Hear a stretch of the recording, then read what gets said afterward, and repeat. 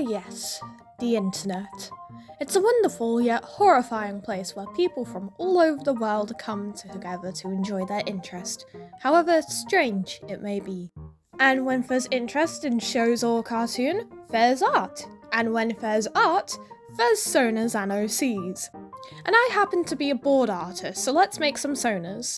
Hi, my name's Al, insert channel catchphrase here, and welcome to my video.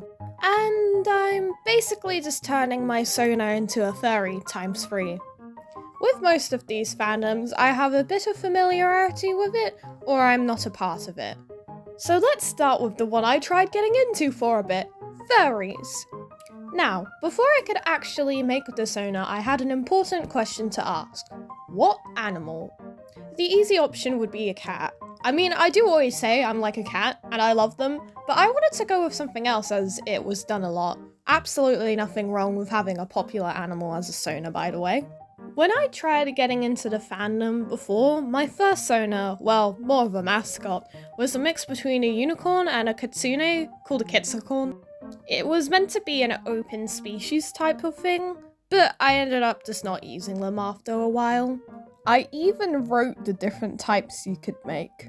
Then, the next time I got into it, I used a rat Sona, again, mascot, that I made on Pickru because someone decided to call me a rat as an insult, and I think rats are cool, so I just owned the name for a short while. She also hated foxes because I had personal issues. But I didn't want to go for those because they didn't feel like me. So I asked a few friends, and I ended up with 3 choices. A seal, a sheep, and an albino squirrel, because I love albino squirrels, they are great. I had absolutely no idea how to draw a seal in a way that didn't look ridiculous, so I drew some rough designs for the squirrel and sheep and ended up going with the sheep. Although I didn't entirely scrap the squirrel idea. So, I used brown for the fur, and I definitely went into more of my nature-y style. I had a lot of trouble with the clothing, and I still don't entirely love the outfit I used in the drawing, which is why I did one of her without any to see whether I preferred that. The great thing about fursonas is you have an excuse not to design clothing if you don't want to. Once I had that all down, the last problem was how to make the colouring interesting. I tried cross-hatching with the shading since it worked great traditionally, but I still needed to work on it digitally, so I just ended up doing regular shell shading. I multiplied the layers and used darker versions of the colour palette to give my design a softer look, and added lines to make my signature sketchy look, and she was done. Now, I love furries despite the louder, more weirder part of the fandom. Most furries that I've seen either online or IRL are really cool and skilled people. I adore seeing fursuiters at conventions or out in public since they're always really friendly and nice.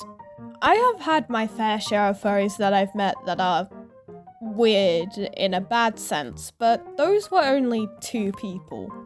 And I'm gonna be honest, I would love to try my hands at making a fursuit, mainly a dino mask. But I have tried being a part of the fandom on multiple occasions, but it's just never stuck. It might change with the Sona's design because I love how it turned out, but I doubt it. Now, for her name, I didn't think of one. I just thought I'd stick with Al since she looks very similar to me. I'll think of one eventually. Next is the Spider Sona, and considering the next Spider-Verse movie is coming out this year, you can either say I am very late or extremely early. So, when creating the Sona, I actually had a lot of trouble getting started. I just stared at a blank canvas.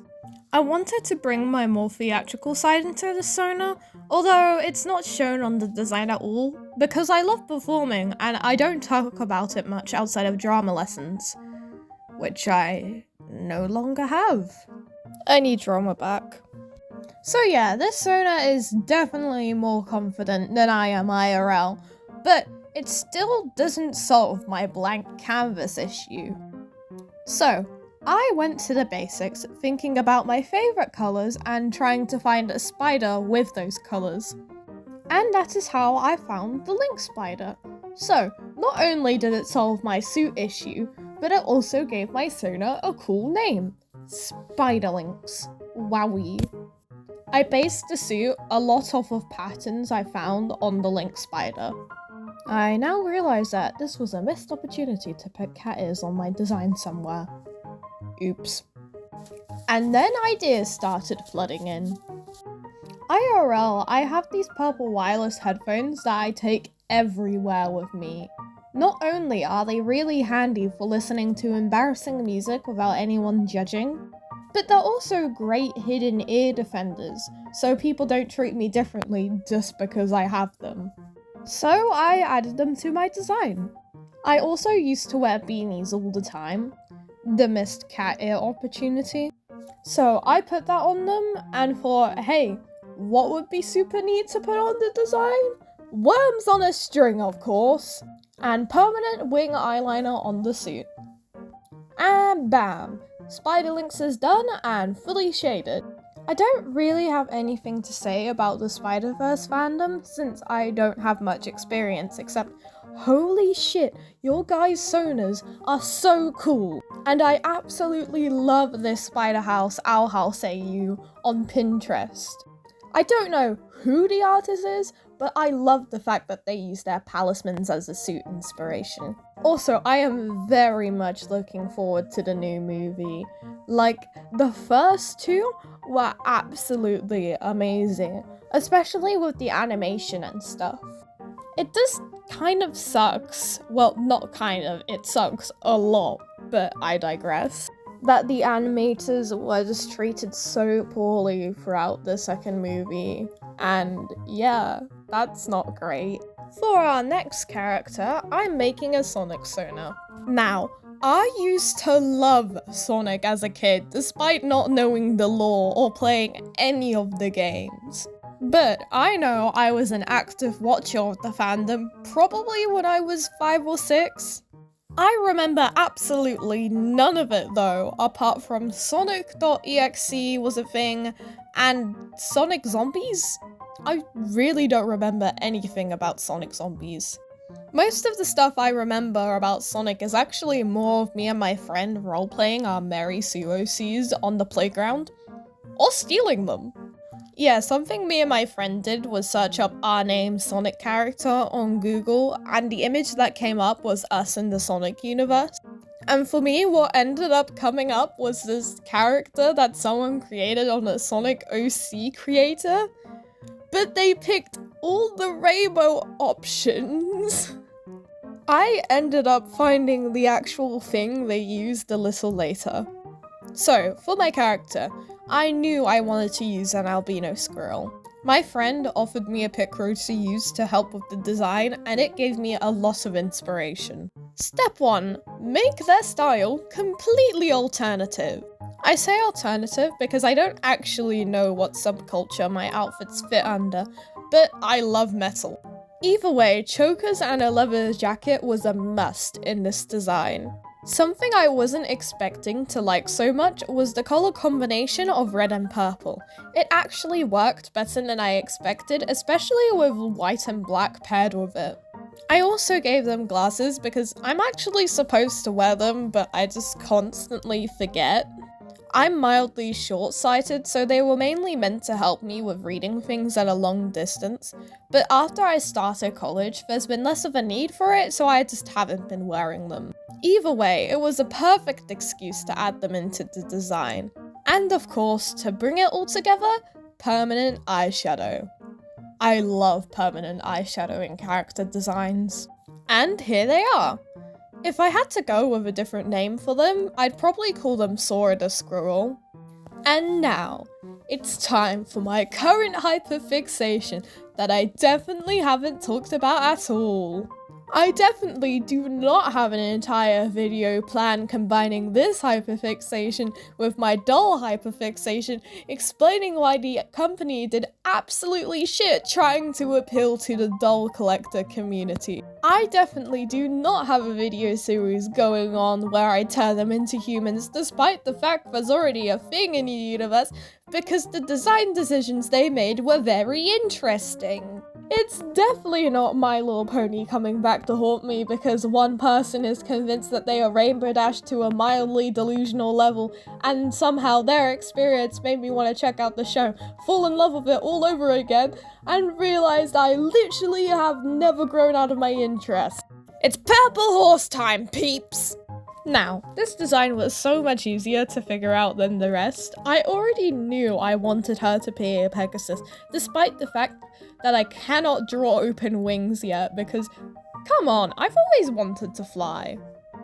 It was quite easy to replicate how I draw my hair usually into a mane. With the colour scheme, I knew I wanted it to be purple, blue, and green. Wow, shocker. But with the mane, I decided to have a different approach. I could have used my half and half hair since I know I'm gonna keep this hair for a while. And it's not too out of place considering Bonbon's design exists and she's a background character. But I thought it would be more interesting to colour her hair as if roots were growing out of it, considering that's also going to happen a lot. And honestly, I prefer her hair looking like this. It makes her look more interesting. Another thing that I had fun designing was her cutie mark. And considering that I'm specializing in character design or illustration at the moment, it makes perfect sense to have it be someone drawing a pony. I tried doing it in one of the other art styles the show has when drawing their characters, and also added more blue. And that was her done. I ended up going with the name Sketchy Days for her. Now, with the My Little Pony fandom, we go way back. As we know, in 2010, the fandom was divided into 3 categories, roughly. The adults who enjoyed the show and made amazing fan content for it, or just happily enjoyed the show. The adults who enjoyed the show and made stuff that traumatized children. And the traumatized children who also enjoyed the show. Now, I was in the category of traumatized children, but honestly, I don't really know how much of an effect it's had on me, except desensitization to cartoon gore, I guess. To be fair, I think I actually stayed away from the worst of it. What I mostly remember is Smile HD, Cupcakes, Rainbow Factory, and the .mov series. Which, for the record, my brain has blocked out most of the movie. Like, the only thing I remember is Applejack getting high on Apple Dash, Shed, and Rainbow Dash going all Super Saiyan after getting her wings chopped off. Most of the stuff I watched, actually, was people, like, playing with the My Little Pony toys, basically, and reviewing that stuff. Which isn't that different to what I watch now when it comes to toys, but you know. 2 content creators at the time that really come into my mind of what I used to watch is Yum Soda and Vanamelon, which, honestly, I still watch both of them. Like, you can tell when you're good at content creation when your fans have been watching you since they were a young child. Still, they're both really great, and honestly, most of the stuff I get up to now in the fandom is not much, actually. I've mainly been watching the show and occasionally videos discussing MLP infection AUs. But I think after I'm done, if I want to look at recent fan content, I want to look at more safe for work content. Like, I've had enough of colourful horses murdering each other, thank you very much, I want wholesomeness. That's all of them. I might have to take a break for a bit until June since college has been begging me to sell my soul to the course. If any teachers are watching this, 'twas a joke. And since it's my exam period technically, it along with other stuff has been stressing me out. I just need a small break from art after the course ends for the year. Do I know if I'll actually do this? I don't know, knowing me. But I hope you guys enjoy my content, and if you like what you see, feel free to check out my other stuff, which should be easily accessible. Either way, thanks for tuning in, and I'll see you in the next video. Bye!